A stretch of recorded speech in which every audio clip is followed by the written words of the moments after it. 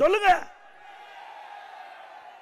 அது மட்டுமல்ல, இந்திய சுதந்திர போராட்டத்தில் தீவிரமாக பங்கேற்ற தெய்வ திருமகனார் பசும்பொன் ஐயா முத்துராமலிங்க தேவர் தன் வாழ்நாள் முழுவதும் அனைத்து தரப்பு மக்களுக்காக வாழ்ந்தவர்.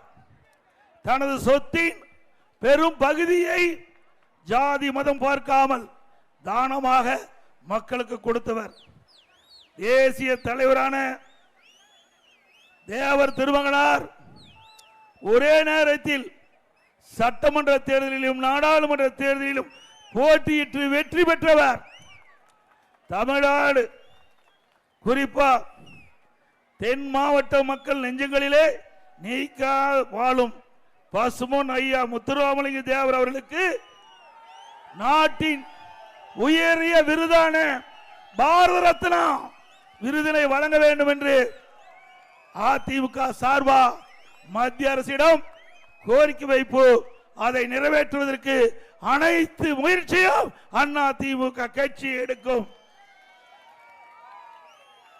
அதே போல தென் மாவட்ட மக்களுடைய நெஞ்சங்களிலே வாழ்ந்து கொண்டிருக்கின்ற